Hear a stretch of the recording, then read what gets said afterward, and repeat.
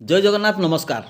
आसतु नजर पकईवा आज top news update कौन सब रही किंतु ता पूर्व आपण मानक गोटे अनुरोध भिडियोटी संपूर्ण देखि सुचिंतित मतामत दिंतु। जो मैंने चैनल को प्रथम कर सब्सक्राइब करूँ एवं आसुवा बेल आइकन को प्रेस करूँ जहाँफल प्रत्येक नूतन भिडियोर नोटिफिकेशन आप सर्वप्रथम पाइपर। तेज आसतु नजर पकईवा आज प्रमुख खबर गुड़िक उपर। आज प्रथम खबर शिमिलपाल अभयारण्यर बारकमड़े सोमवार प्रत्युषे सर्वनिम्न तापमात्रा 3 डिग्री सेल्सियस रेकर्ड होती किंतु रविवार प्रत्युषे सर्वनिम्न तापमात्रा 7 डिग्री रेकर्ड होता फल 24 घंटा मध्य 4 डिग्री तापमात्रा ह्रास पाई। तत्सहित शिमिलपाल गुड़गुड़िया 4 डिग्री, चोहला और Baraipali 8 degree, Ramtirtha Satkosia 11 degree, Keonjhar 12 degree सर्वनिम्न तापमात्रा रेकर्ड होता जनाई।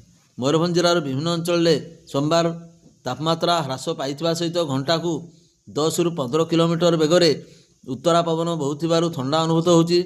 बारिपदारे रविवार प्रत्युषे सर्वनिम्न तापमात्रा 14.5 डिग्री रेकर्ड होता बेले सोमवार प्रत्युषे सर्वनिम्न तापमात्रा 11 डिग्री रेकर्ड होती। 24 घंटा मध्य 3.5 डिग्री तापमात्रा ह्रास पाई। पाणीपाग विभाग अनुसार सोमवार ठारू शीत प्रकोप वृद्धि पाई। परवर्ती खबर बारिपदा टाउन थाना अधीन 15 नंबर वार्ड विजय रामचंद्रपुर राकेश रंजन गिरी तांकर परिवार सहित घर ताला पकाई बाहर को जाइथिले। तांको अनुपस्थित घर ताला भंगा जाई कोठरी मध्यरु 60,000 टंकार ऊर्ध्व सुना रूपा अलंकार चोरी होता जनाई। अभियोग अनुसार श्रीगिरी पड़ोशी पाखर घर ताला भंगा जाइथा खबर पाई बारिपदा फेरी चोरी हेबा घटना जानिबा पाइथिले।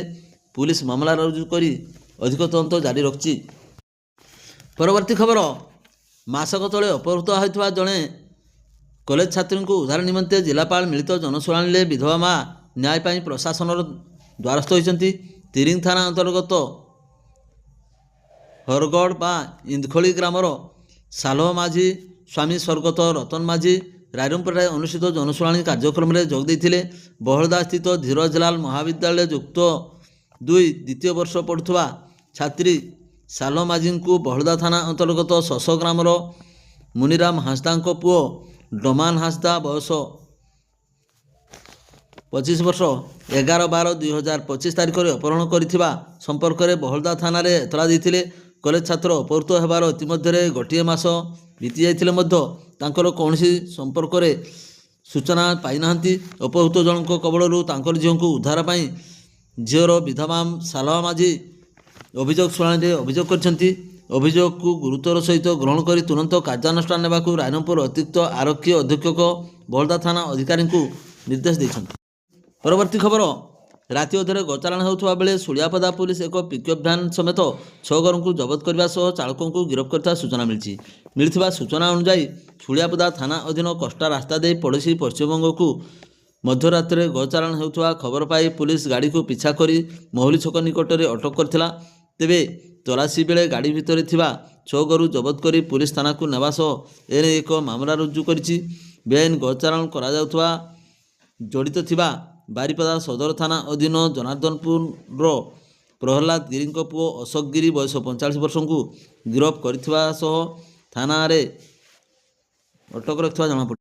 परवर्ती खबर बामनघाटी उपखंड सदर महकुमा रायरंगपुर रे उपजिलापाल कार्यालय सम्मेलन कक्ष में जुग्म जन अभियोग शुणाणी शिविर अनुष्ठित होता। अतिरिक्त जिलापाल ईश्वरचंद्र नायकों अध्यक्षतार अतिरिक्त उक्त शिविर में बामनघाटी उपजिलापाल सौम्यरंजन प्रधान, रायरंगपुर अतिरिक्त आरक्षी अधीक्षक जदुनाथ जेना, रायरंगपुर उपखंड आरक्षी अधिकारी वीरेन्द्र कुमार सेनापति प्रमुख जोग देते। अतिरिक्त जिलापाल जनसाधारण आसुवा आपत्ति अभियोग गुड़िक समाधान त्वरित प्रक्रिया संपन्न करने परामर्श देते। यही शिविर में जनसाधारण मोट 90टी अभियोगपत्र ग्रहण कर बेले 73टी व्यक्तिगत समस्या भित्तिक और 17टी ग्रामवासी विभिन्न समस्या भित्तिक सामूहिक अभियोग थिला। एथिमध्यरु 2टी अभियोगर तत्काल समाधान कराइथिला। अन्यान्य आपत्ति अभियोग गुड़िक विषय प्रसंग उपरे विशेष तदंत करी अनुधानपूर्वक विहित कार्यानुष्ठान नेबा सह त्वरित प्रक्रिया समाधान करने संपृक्त विभागीय अधिकारी को अतिरिक्त जिलापाल निर्देश देते। परवर्ती खबर बेआईन बालिचालन करुवा बेले एक ट्राक्टर को जबत कर फांडी को आनी मरड़ा पुलिस। मिलथिबा सूचना मुताबक सोमवार अपराह्न चित्रोड़ा फांडी अधीन गड़ीगाँ रास्तार ओडी 11 4953 नंबर विशिष्ट एक ट्राक्टर ବେଆଇନ ଭାବେ ବାଲି ବୋଝେଇ କରି ଚଳାଚଳ ହେଉଥିଲା। ପୁଲିସ ଖବର ପାଇ ବାଲି ବୋଝେଇ ଟ୍ରାକ୍ଟରକୁ ଜବତ କରି ଫାଣ୍ଡିକୁ ଆଣିଛି। ଚାଳକ ଘଟଣାସ୍ଥଳରୁ ଗାଡ଼ି ଛାଡ଼ି ଫେରାର ହୋଇଯାଇଥିଲା। ଏନେଇ ମରଡ଼ା ଥାନାରେ ଏକ ମାମଲା ରୁଜୁ ହେବା ସହିତ ସମ୍ପୃକ୍ତ ଟ୍ରାକ୍ଟର ମାଲିକଙ୍କୁ ଥାନାରେ ଅଟକ ରଖି ପୋଲିସ ପଚରାଉଚରା ଜାରି ରଖିଥିବା ଥାନା ଅଧିକାରୀ ସୁମିତ କୁମାର ସୋରେନ ପ୍ରକାଶ କରିଛନ୍ତି। ପରବର୍ତ୍ତୀ ଖବର, ଜିଲ୍ଲାପାଳ ଏବଂ ଜିଲ୍ଲା ମାଜିଷ୍ଟ୍ରେଟ ମୟୂରଭଞ୍ଜ ଆଦେଶ ଏବଂ ନିର୍ଦ୍ଧାରିତ କାର୍ଯ୍ୟସୂଚୀ ଅନୁଯାୟୀ ବାଦାମପାହାଡ଼ କେନ୍ଦୁଝର ରେଳ ପ୍ରକଳ୍ପ ସର୍ଭେର ରେଲୱେ ଆଇନ 1989ର ଧାରା 20B ଅନୁଯାୟୀ ଜମି ସୀମା ନିର୍ଦ୍ଧାରଣ ବା ଡିମାର୍କେସନ ସର୍ଭେ କାର୍ଯ୍ୟ ଆରମ୍ଭ କରାଯାଇଛି। ଏହି ସର୍ଭେ କାର୍ଯ୍ୟ କରଞ୍ଜିଆ ତହସିଲଦାର ଅନ୍ତର୍ଗତ ଧକାଟା, ବିଜାଦୁନାଥପୁର ଏବଂ ଘସାଡ଼ା ଗ୍ରାମ ଏବଂ ସୁକୁଳି ତହସିଲଦାର ଅନ୍ତର୍ଗତ କୁସୁନପୁର ଗ୍ରାମରେ କରାଯାଉଛି। ଏହି ସର୍ଭେରେ ଉଦ୍ଦେଶ୍ୟ ପ୍ରସ୍ତାବିତ ରେଲୱେ ପାଇଁ ଆବଶ୍ୟକ ଜମିର ସଠିକ ସୀମା ଚିହ୍ନଟ, ରେକର୍ଡ ସହ ସ୍ଥଳ ପ୍ରତ୍ୟାପନ, ଆଗାମୀ ଭୂମି ଅଧିଗ୍ରହଣ ପ୍ରକ୍ରିୟାକୁ ସୁଚାରୁ ରୂପେ ତ୍ୱରାନ୍ୱିତ କରିବା। ସମ୍ପୃକ୍ତ ତହସିଲଦାର, ପ୍ରଶାସନ ଏବଂ ରେଲୱେ କର୍ତ୍ତୃପକ୍ଷଙ୍କ ଉପସ୍ଥିତିରେ ସର୍ଭେ କାର୍ଯ୍ୟ ଚାଲୁ ରହିଛି। ସମ୍ପୃକ୍ତ ରାୟତମାନଙ୍କୁ ସର୍ଭେ କାର୍ଯ୍ୟରେ ସହଯୋଗ କରିବା ପାଇଁ ଜିଲ୍ଲା ପ୍ରଶାସନ ତରଫରୁ ଅନୁରୋଧ କରାଯାଇଛି। ପରବର୍ତ୍ତୀ ଖବର, ଖୁଣ୍ଟା ଅବକାରୀ ବିଭାଗ ଦ୍ୱାରା ଚଢ଼ାଉ କରାଯାଇ 20 ଲିଟର ଦେଶୀ ମଦ, ଏକ ବାଇକ୍ ଜବତ କରାଯାଇଥିବା ବେଳେ ମଦ କାରବାରରେ ସମ୍ପୃକ୍ତ ଅଭିଯୋଗରେ ଜଣଙ୍କୁ ଗିରଫ କରାଯାଇ କଟଚାଣ କରାଯାଇଛି। ଗିରଫ ବ୍ୟକ୍ତି ହେଲେ ଗୋବିନ୍ଦପୁର ଗ୍ରାମର ଲୁଟୁ ସୋରେନ, ବୟସ 31 ବର୍ଷ। ଅଭିଯୁକ୍ତ ବାଇକ୍ ଯୋଗେ ଦେଶୀ ମଦ ନେଇ ଯାଉଥିବା ବେଳେ ଅବକାରୀ କର୍ମଚାରୀମାନେ ତାଙ୍କୁ କାବୁ କରି ନେଇ ଧରିଥିଲେ। ପରବର୍ତ୍ତୀ ଖବର, ପଡ଼ୋଶୀ ସାଜିଲା ନରରାକ୍ଷସ ନିଜ ଯୌନ ଲାଳସା ପୂରଣ କରିବା ପରେ ବୃଦ୍ଧାଙ୍କୁ ପଥର ଏବଂ ବାଡ଼ିରେ ଛେଚି ହତ୍ୟା କରିଛି। ଏଭଳି ଲମଟାଙ୍କୁରା ହତ୍ୟାକାଣ୍ଡ ଘଟିଛି ଉଦଳା ଥାନା ଅମ୍ବିକାଦେଇପୁର ମାହାଲା ସାହିରେ। ଅଭିଯୋଗ ମୁତାବକ ରବିବାର ସିଂ ବୟସ 65 ବର୍ଷ ଘରେ ଏକୁଟିଆ ଥିଲେ। ଗତ ରବିବାର ଅପରାହ୍ନରେ ପଡ଼ୋଶୀ ରଘୁ ହେମ୍ରମ ବୟସ 52 ବର୍ଷ ତାଙ୍କ ଘରେ ପଶି ବଳପୂର୍ବକ ତାଙ୍କୁ ଦୁଷ୍କର୍ମ କରିଥିବା ସନ୍ଦେହ କରାଯାଇଛି। ପ୍ରତିବାଦ କରିବାରୁ ଦୁଷ୍କର୍ମ ପରେ ସେ ପଥରରେ ଛେଚି ହତ୍ୟା କରି ଘଟଣାସ୍ଥଳରୁ ଫେରାର ହୋଇଯାଇଥିଲା। ସକାଳୁ ସମ୍ପର୍କୀୟ ଝିଆରୀ ଏବଂ ଗାଁ ଲୋକେ ଘଟଣାସ୍ଥଳରେ ଜାଣିବା ପରେ ଏନେଇ ପୁଲିସକୁ ଖବର ଦେଇଥିଲେ। ଉଦଳା ପୁଲିସ ଘଟଣାସ୍ଥଳରେ ପହଞ୍ଚି ତଦନ୍ତ ଆରମ୍ଭ କରିବା ସହିତ ସାଇଣ୍ଟିଫିକ ଟିମ୍ ସହାୟତାରେ ତଦନ୍ତକୁ ଜୋରଦାର କରିଥିଲା। ପୁଲିସ ପ୍ରାଥମିକ ତଦନ୍ତରୁ ବୃଦ୍ଧା ଏବଂକୁ ଦୁଷ୍କର୍ମ ପରେ ହତ୍ୟା କରାଯାଇଥିବା ଜାଣିବାକୁ ପାଇଛି। ପୁଲିସ ଏକ ମାମଲା ରୁଜୁ କରିବା ସହ ଅଭିଯୁକ୍ତ ରଘୁ ହେମ୍ରମଙ୍କୁ ଗିରଫ କରି ତଦନ୍ତ ଜାରି ରଖିଛି। ପରବର୍ତ୍ତୀ ଖବର, କରଞ୍ଜିଆ ସହର ଦେଇ ଯାଇଥିବା 220 ନମ୍ବର ଜାତୀୟ ରାଜପଥ ସରସ୍ୱତୀ ଶିଶୁ ମନ୍ଦିର ଛକ ନିକଟରେ ସନ୍ଧ୍ୟା 6ଟା ସମୟରେ ଏକ ଦ୍ରୁତଗାମୀ ବୋଲେରୋ ଧକ୍କାରେ ଗାଈ ଓ 2ଟି ବାଇକ୍ ଆରୋହୀଙ୍କର ମୃତ୍ୟୁ ହୋଇଥିବା ବେଳେ ଜଣେ ବୃଦ୍ଧ ଗୁରୁତର ଆହତ ହୋଇଛନ୍ତି। ଘଟଣାସ୍ଥଳରୁ ଉତ୍ତ୍ୟକ୍ତ ଲୋକମାନେ କରଞ୍ଜିଆ ହାଇସ୍କୁଲ ଛକରେ ଟାୟାର ଜାଳି ରାସ୍ତା ଅବରୋଧ କରିଥିଲେ। ସନ୍ଧ୍ୟା 6ଟା ସମୟରେ ଯଶପୁର ଆଡ଼ୁ କରଞ୍ଜିଆ ଆଡ଼କୁ ବୋଲେରୋ ନମ୍ବର OD 02BX 4165 ଦ୍ରୁତ ଗତିରେ ଆସି ସରସ୍ୱତୀ ଶିଶୁ ମନ୍ଦିର ଛକ ନିକଟରେ ପ୍ରଥମେ ଏକ ଗାଈକୁ ଧକ୍କା ଦେଇଥିଲା। ଘଟଣାସ୍ଥଳରେ ଗାଈର ମୃତ୍ୟୁ ହୋଇଯାଇଥିଲା। ଏହାପରେ ଦୁର୍ଗା ପ୍ରସାଦ ଦାସ 72 ବର୍ଷଙ୍କୁ ଧକ୍କା ମାରିବା ଯୋଗୁଁ 2 ପାଦ ଛିଣ୍ଡି ଯାଇ ଗୁରୁତର ଆହତ ହୋଇଥିଲେ।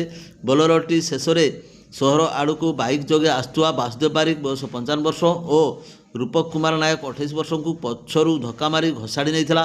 ଫଳରେ ଘଟଣାସ୍ଥଳରେ ରୂପକର ମୃତ୍ୟୁ ହୋଇଯାଇଥିବା ବେଳେ ଗୁରୁତର ବାସୁଦେବକୁ କରଞ୍ଜିଆ ଚିକିତ୍ସାଳୟକୁ ସ୍ଥାନାନ୍ତର କରି ପରେ କଟକକୁ ସ୍ଥାନାନ୍ତରିତ ପାଇଁ କରାଯାଇଥିଲା। ପରେ ଚିକିତ୍ସାଧୀନ ଅବସ୍ଥାରେ ତାଙ୍କର ମୃତ୍ୟୁ ଘଟିଥିଲା। ଦୁର୍ଗା ପ୍ରସାଦଙ୍କୁ କଟକ ସ୍ଥାନାନ୍ତରିତ କରାଯାଇଛି।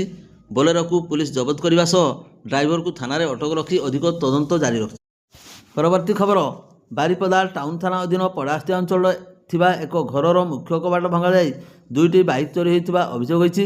ଅଭିଯୋଗ ଅନୁଯାୟୀ ଚୋରି ହୋଇଥିବା 2ଟି ବାଇକ୍ ମଧ୍ୟରେ hero super Splendor UP 51X 1996, hero super Splendor DRS OD 11F 9204 ବୋଲି ପ୍ରକାଶ। ପୁଲିସ ମାମଲା ରୁଜୁ କରି ଅଧିକ ତଦନ୍ତ ଜାରି ରଖିଛି।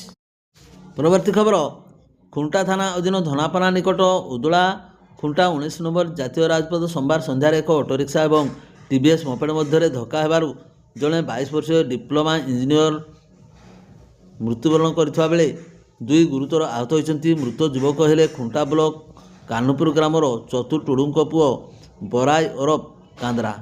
ଦୁର୍ଘଟଣାରେ ବରାଇ ସହିତ ଥିବା ଦେଓଳା ଗ୍ରାମର ଲମ୍ବୋଦର ସୋରେନଙ୍କ ପୁଅ ଲାଲମୋହନ ବୟସ 21 ବର୍ଷ ଏବଂ ଅଟୋରେ ଥିବା ବାନ୍ଦଗଡ଼ା ଗ୍ରାମର ରତିକାନ୍ତ ପାତ୍ର 45 ବର୍ଷ ଗୁରୁତର ଆହତ ହୋଇଥିବା ଜଣାପଡ଼ିଛି। ବାରାଇଙ୍କୁ ଖୁଣ୍ଟା ଗୋଷ୍ଠୀ ସ୍ୱାସ୍ଥ୍ୟ କେନ୍ଦ୍ରରେ ଭର୍ତ୍ତି କରାଯାଇଥିବା ବେଳେ ଚିକିତ୍ସାଧୀନ ଅବସ୍ଥାରେ ତାଙ୍କର ମୃତ୍ୟୁ ଘଟିଥିଲା।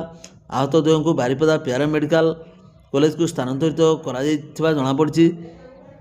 ବାରାଏ ବାପ ମାଙ୍କର ଏକମାତ୍ର ସନ୍ତାନ ଥିଲେ। କାହ୍ନୁପୁରରେ ଶୋକର ଛାୟା ଖେଳିଯାଇଛି। ଭିଡ଼ିଓଟିକୁ ଶେଷ ପର୍ଯ୍ୟନ୍ତ ଦେଖିଥିବାରୁ ଆପଣଙ୍କୁ ଅଶେଷ ଅଶେଷ ଧନ୍ୟବାଦ।